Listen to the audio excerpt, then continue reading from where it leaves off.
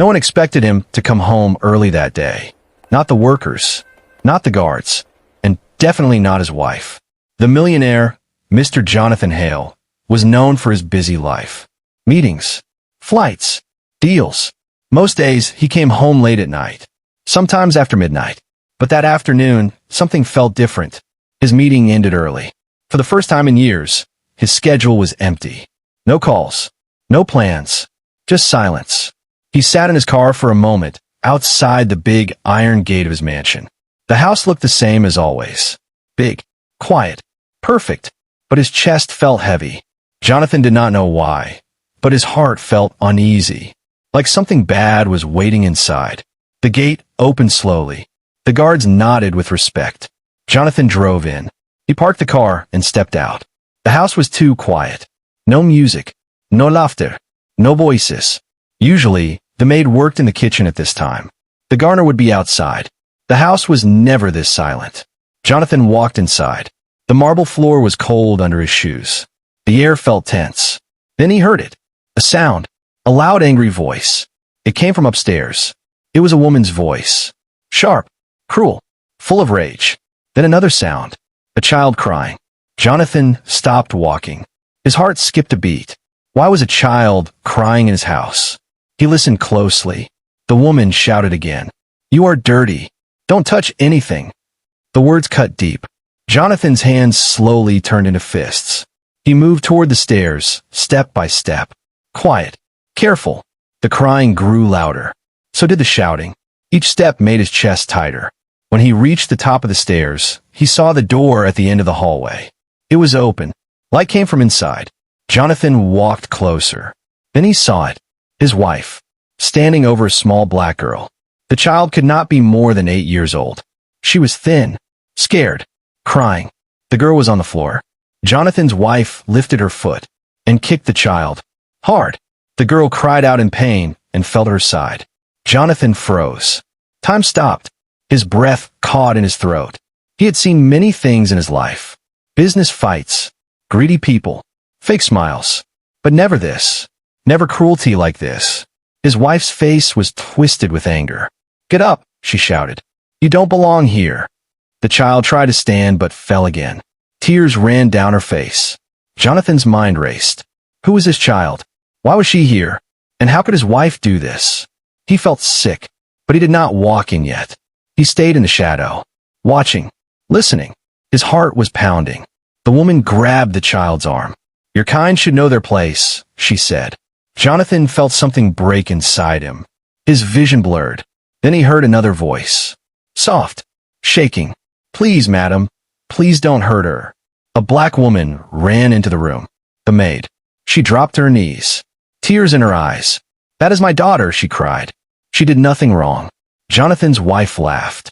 A cold laugh. She is nothing, she said. Just like you. The maid hugged her daughter, trying to protect her. Jonathan's nails dug into his palms. His wife turned away, fixing her clothes, acting like nothing happened. Jonathan felt rage rise in his chest. But still, he did not move. He needed to see everything. He needed the truth. The child cried quietly now, holding her leg. The maid begged again. I will clean more, she said. I will work extra hours. Please, please don't hurt her. Jonathan's wife rolled her eyes. You should be thankful you are even allowed in this house, she said. Jonathan could not believe what he was hearing. This was his house, his wife, and this horror was happening under his roof. His heart pounded harder. Then his wife said something that made his blood run cold. If you say one word about this, she warned, I will make sure you both disappear from here. Jonathan took a step forward. The floor creaked softly. The room went silent. Everyone turned toward the door. Jonathan stepped into the light. His face was calm. Too calm. His wife smiled, thinking she was safe. She did not know. She had no idea that everything was about to change. The room felt heavy. No one spoke. Jonathan Hale stood near the door, silent and still. His wife turned slowly to face him. A smile appeared on her lips. It was the kind of smile that pretends nothing is wrong. You're home early, she said lightly. Jonathan did not answer. His eyes were not on his wife. They were on the little black girl sitting on the floor. The child held her leg. Her hands were shaking. Her face was wet with tears. She looked up at Jonathan. Their eyes met. The girl quickly looked down again. Fear lived in her eyes. Jonathan felt something twist inside his chest. He took one step forward, then another. The maid pulled her daughter closer, trying to hide her. "I'm sorry, sir," the maid said quickly. She didn't mean to come upstairs. "I told her to wait in the kitchen." Jonathan raised his hand. "Stop," he said calmly. The maid froze. His wife laughed softly. "She's lying," the wife said. She let the child run wild, touching things, dirtying the house. Jonathan's jaw tightened. He finally looked at his wife. "For what reason?" he asked. His voice was quiet, too quiet. His wife waved her hand. "I don't need a reason," she said. "This is my home." Jonathan said nothing. He walked closer to the child, slowly, carefully. The girl watched his shoes come near her face. She flinched. Jonathan noticed. He stopped walking. "Don't be afraid," he said gently. "I won't hurt you." The girl did not answer. The maid whispered, "She's scared, sir." Jonathan nodded. "What is your name?" he asked the child. The girl hesitated. She looked at her mother. Then she spoke in a soft voice. "Amara," she said. Jonathan repeated the name in his mind. Amara. A small name. A big pain. "How old are you, Amara?" he asked. 8, she replied. His wife sighed loudly. "Why are you talking to her like that?" she snapped. "She's just a maid's child." Jonathan turned his head slowly. "Just a maid's child." The words echoed in his mind. Jonathan remembered his own childhood. A small house. A tired mother. People looking down on them. He pushed the memory away. "Why was she kicked?" Jonathan asked. The question hung in the air. The maid gasped. The child trembled. Jonathan's wife frowned. "She fell," the wife said quickly. "She's clumsy." Jonathan looked at Amara's leg. A red mark was already forming. He knelt down. The maid tried to stop him. "Sir, please." "It's okay," Jonathan said. He reached into his pocket and pulled out a clean handkerchief. He wrapped it gently around the girl's leg. Amara flinched again.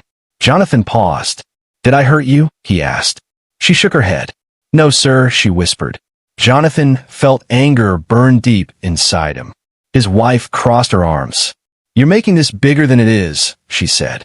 "She should not be here anyway." Jonathan stood up slowly. "Why was she here?" he asked. The maid swallowed hard. "She came after school," the maid said. "I had no one to watch her today." The wife laughed again. "Then send her away," she said. "This house is not for children like her." Jonathan closed his eyes for a moment. Children like her.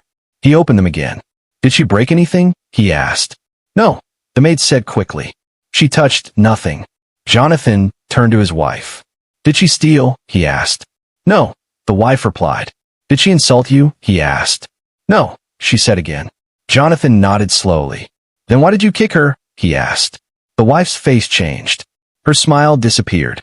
She stepped closer to Jonathan. "Don't question me," she hissed. "You know who I am." Jonathan looked at her. Really looked. For the first time in years. "I know exactly who you are," he said. The room went quiet. The maid held her breath. The child hugged her mother. Jonathan reached into his pocket. His wife smirked. "Calling your lawyer?" she mocked. Jonathan shook his head. "No," he said. He pressed one button on his phone. The screen lit up. He looked at the maid, then at the child, then back at his wife. "This conversation," he said calmly, "is being recorded." The color drained from his wife's face. The room felt smaller now.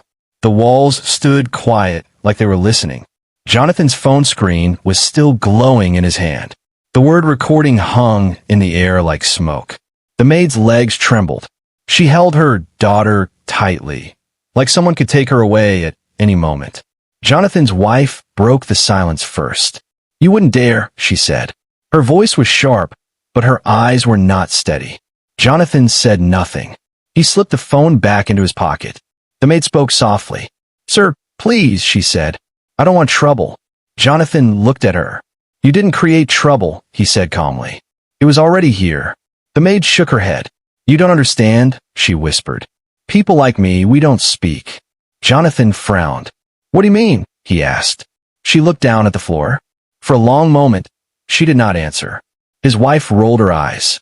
"Here comes the drama," she muttered. The maid finally spoke. "My name is Ruth," she said quietly. "I have worked here for 4 years." Jonathan nodded. "I know," he said. Ruth swallowed. "I clean," she continued. "I cook. I stay quiet." Her voice cracked. "I stay invisible." The word hit Jonathan hard. Invisible. Ruth looked at her daughter's face. "When you are invisible," she said, "people think they can step on you." Jonathan's wife laughed loudly. "Oh, please," she said. "You should be grateful.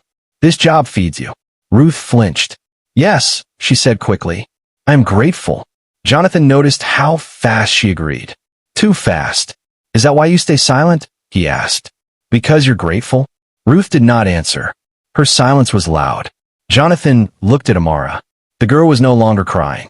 She was watching everything. Her eyes moved from face to face, learning. Jonathan bent down again. "Amara," he said gently, "did something like this happen before?" Ruth gasped. "No," she said fast. "She's just tired. She didn't mean anything." Jonathan studied Ruth's face. Fear lived there. Old fear. Not new. Fear that had been growing for a long time. Jonathan stood up slowly. He walked to the window. Outside, the sun was shining. Birds were singing. Life was normal. Inside the room, it was not. "Ruth," Jonathan said, still facing the window, "has my wife ever hurt you before?" The room froze. Jonathan's wife spun around. "Don't answer that," she snapped. "You'll regret it." Ruth's breath became fast. Her hand shook. Jonathan turned back. "She can answer," he said. Ruth closed her eyes. A tear slipped down her face. "Yes," she whispered. Jonathan's chest tightened. "How?" he asked. Ruth hesitated. Then the words came out, slow and broken. "She shouts," Ruth said. "She insults me. She throws things." Jonathan's wife stepped forward. "She lies," she shouted. Jonathan raised his hand. "Let her speak." Ruth nodded weakly. "She tells me I am nothing," Ruth said. "That I should be thankful she lets me breathe her air." Amara pressed her face into her mother's side. Ruth continued. "She tells me if I complain, she will call the police. She says no one will believe me." Jonathan felt his stomach turn. "And the kicks?" he asked quietly. Ruth's lips trembled. "Only when no one is home," she said. Silence crashed into the room. Jonathan looked at his wife. Her face was pale now. "This is not what you think," she said quickly. "She is twisting things." Jonathan took a slow breath. "How long?" he asked Ruth. Ruth looked at the floor. 2 years, she said. 2 years. Jonathan's hands clenched. "Why didn't you leave?" he asked. Ruth laughed softly. It was not a happy laugh. "Where would I go?" she asked. "I have no savings. No family here." She looked at her daughter. "I stayed so she could eat," she said. "So she could go to school." Jonathan felt shame burn inside him. All this time, under his roof, his wife stepped back. "You're overreacting," she said weakly. "This is between staff." Jonathan's voice dropped. "No," he said. "This is about abuse." The word hit like thunder. Abuse. Ruth covered Amara's ears. Jonathan reached into his pocket again. This time, he made a call. "Bring the security footage," he said calmly. "All of it." His wife's eyes widened. "Jonathan, stop," she whispered.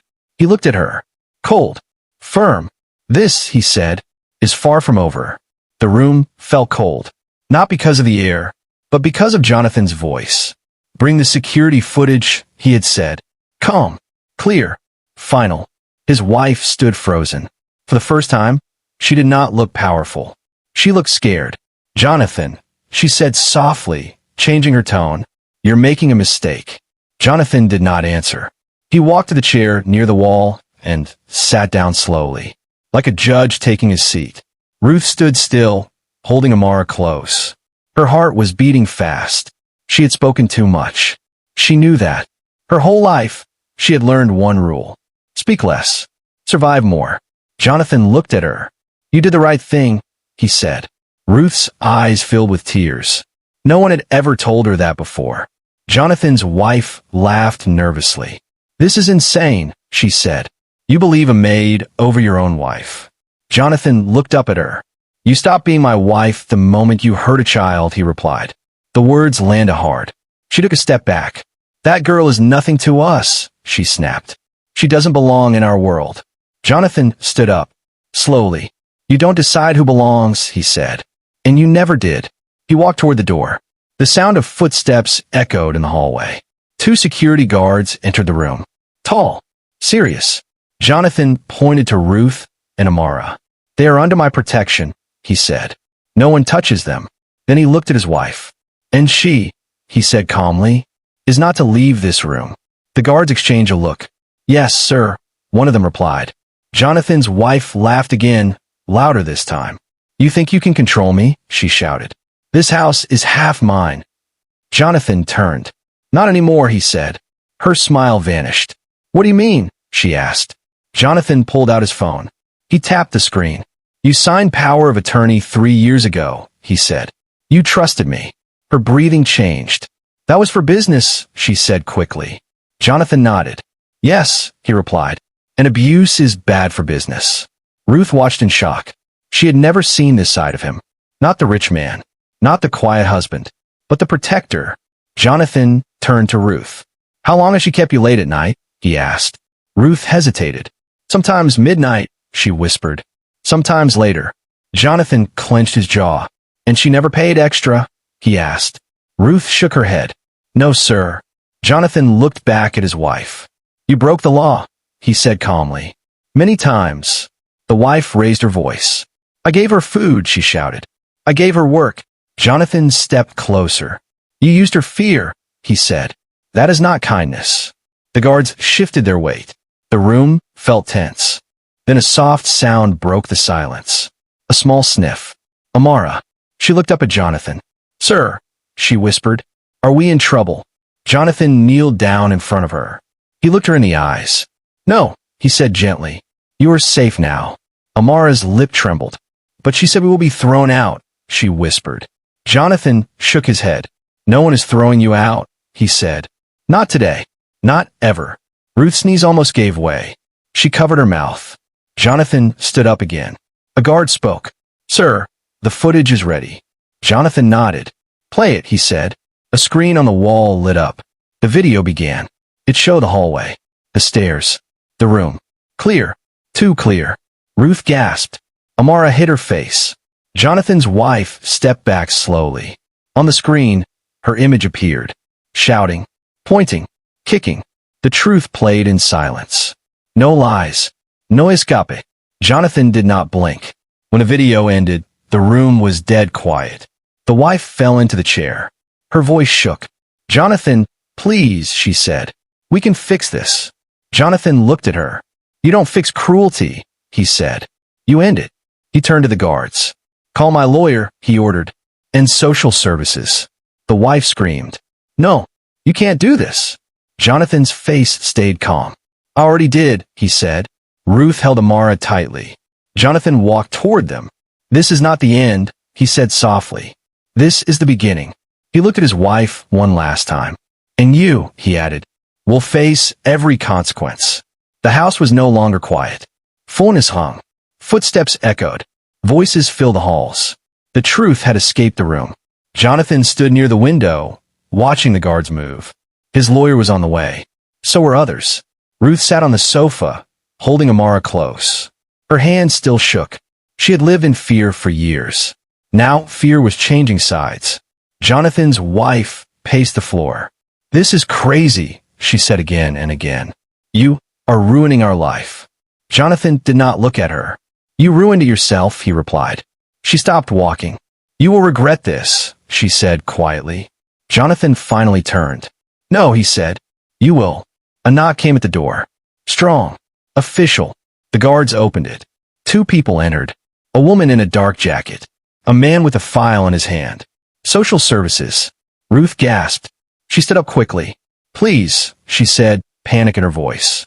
Don't take my daughter. The woman raised her hand gently. We are here to help, she said. Jonathan stepped forward. They are under my protection, he said. No one takes this child away from her mother. The woman nodded. We just need to hear what happened, she said. Jonathan's wife laughed bitterly. Oh, now the poor maid becomes a victim, she said. This is ridiculous. The man opened his file. We have video evidence, he said calmly. And a recorded statement. The wife froze. Her face lost all color. That footage is private, she snapped. Jonathan smiled for the first time that day. Not when a crime is involved, he said. Ruth sat down slowly. The woman from social services knelt in front of Amara. Can you tell me what happened? She asked softly. Amara looked at her mother. Ruth nodded. It's okay, she whispered. Amara took a deep breath. She kicked me, the girl said. I fell.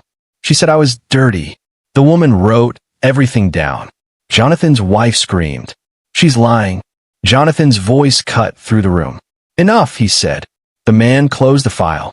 This will be reported, he said. Immediately, the wife turned to Jonathan. You won't do this to me, she said. I am your wife. Jonathan's voice was steady.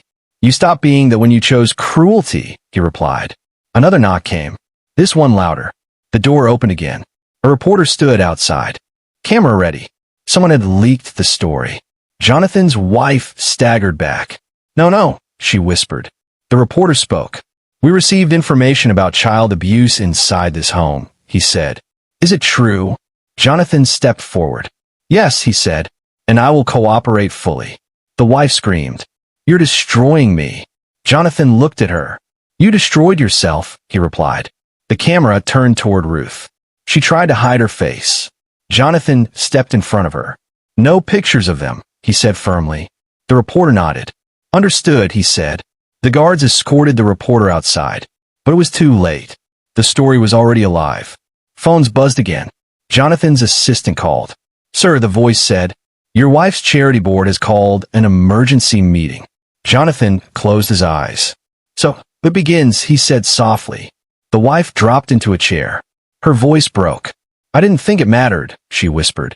She was just a maid. Jonathan walked toward her.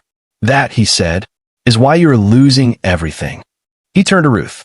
You and Amara will not stay here tonight, he said. Not because you are leaving. Ruth looked confused. Then why? She asked. Because you deserve better, Jonathan replied. Tears streamed down Ruth's face. Jonathan turned back to his wife. You will stay, he said, and you will answer every question. The wife looked up at him. Hate filled her eyes. This is not over, she said. Jonathan nodded. You're right, he replied. It's just beginning. Outside, sirens could be heard in the distance. Morning came fast. Too fast. News spread even faster. Jonathan's mansion was no longer just a home. It had become a headline. Cars lined up outside the gate. Cameras waited. People whispered. Inside, the house felt empty. Jonathan sat at the long dining table alone. A cup of coffee grew cold in front of him. Across the city, Ruth and Amara slept in a quiet hotel room. Clean sheets. Warm light. No shouting. Ruth watched her daughter sleep. For the first time in years, her heart felt light. Back at the house, Jonathan's wife sat in the living room. Her phone buzzed nonstop. Messages. Missed calls. Voices she once controlled now demanded answers. She answered one call. Her smile appeared again. The fake one. This is all a misunderstanding, she said sweetly. The voice on the other end was cold. You are suspended from the charity board, it said. Effective immediately. Her smile froze. What? She asked. We cannot be linked to abuse, the voice continued. Our donors are furious. The call ended. Her hand shook. Another call came. Then another. Each one worse. Sponsors pulling out. Friends going silent. Invitations canceled. Her world was shrinking. Jonathan entered the room. He did not sit. He did not speak. He watched. She slammed her phone on the table. They turned on me, she shouted. After everything I did for them. Jonathan looked at her calmly. They saw who you really are, he replied. She laughed bitterly. You think you're better than me, she said. You live off my image too. Jonathan shook his head. No, he said. I live beside your lie. A knock came at the door. Police officers entered. Formal. Serious. Jonathan stepped forward. I am cooperating fully, he said. They nodded. The wife's eyes widened. You called them, she asked. Yes, Jonathan replied. I won't protect cruelty. The officers turned to her. Ma'am, we need you to come with us for questioning, one said. She stood up slowly. Her legs felt weak. This is not fair, she whispered. Jonathan met her eyes. Neither was what you did to that child. She looked away. Outside, cameras flashed. The officers guided her forward. She tried to hide her face, but the world saw her. For the first time, she was not admired. She was judged. Across town, Ruth woke to a gentle knock. Jonathan stood at the door. "I hope I didn't scare you," he said softly. Ruth shook her head. "No, sir," she replied. He knelt in front of Amara. "How is your leg?" he asked. "It hurts a little," she said, "but I'm okay." Jonathan smiled. "You're very brave," he said. Amara smiled back. Jonathan stood. "I want you both to come with me," he said. Ruth froze. "Where?" she asked. "To a place where you can start over," Jonathan replied. They drove through the city. Not to the mansion, but to a small, quiet neighborhood. Jonathan stopped in front of a clean, modest house. "This is yours," he said. Ruth's mouth fell open. "I don't understand," she whispered. "You don't need to," Jonathan said. "You just need to live." Tears streamed down Ruth's face. "I stayed silent to survive," she said. "I didn't think anyone would help." Jonathan nodded. "Silence should never be the price of safety," he said. Amara ran inside, laughing. Jonathan turned back to Ruth. "One more thing," he said. He handed her a folder. Inside were school papers, medical support, a bank card. "For Amara's future," he said. Ruth dropped to her knees. Jonathan stopped her.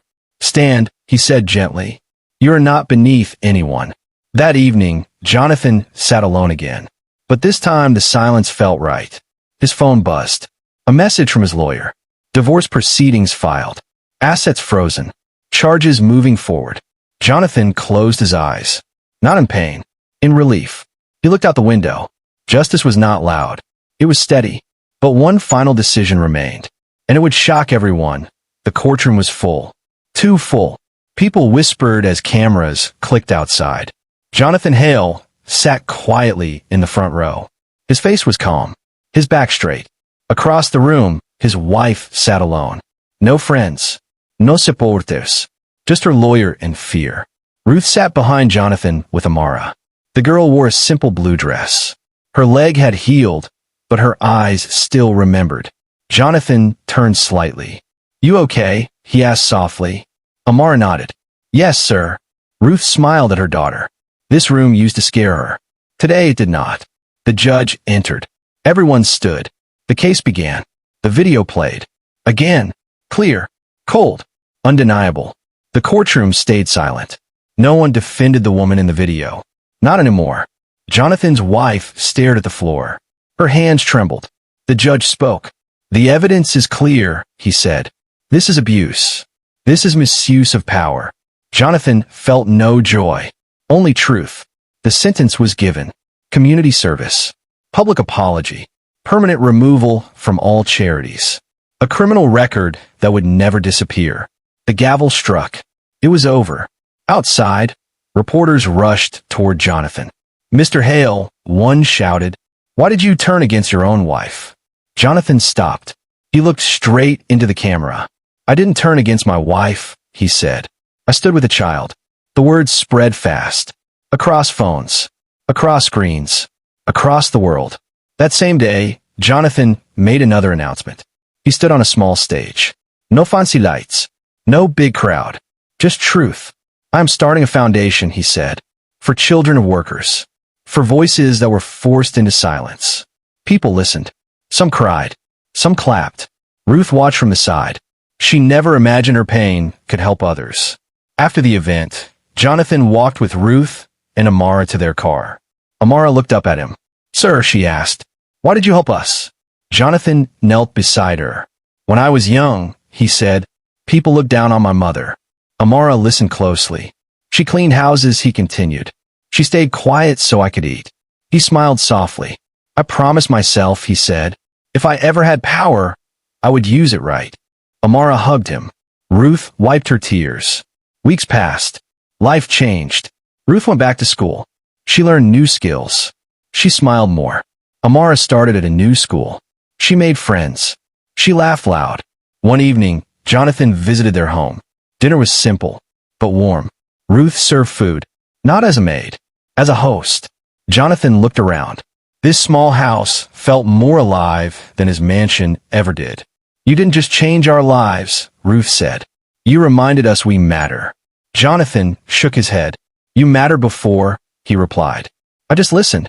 Across the city, his ex-wife watched the news alone. Her face appeared on the screen. A warning. A lesson. She turned it off. Silence filled her empty apartment. For the first time, she understood. Power without kindness is nothing. Months later, Jonathan stood at a Mara school event. The girl walked on stage. Confident. Proud. She read her essay. My hero, she said, is the man who saw me when others did not. Jonathan felt his chest tighten. The room clapped. Not for money, not for status, but for humanity. As the sun set, Jonathan stood outside alone. He looked at the sky. He had lost a marriage, but he had gained something greater. Truth, peace, purpose. Because real wealth is not what you own. It is what you protect. Moral for audience. Respect has no class. Kindness has no color. And power shows who you really are.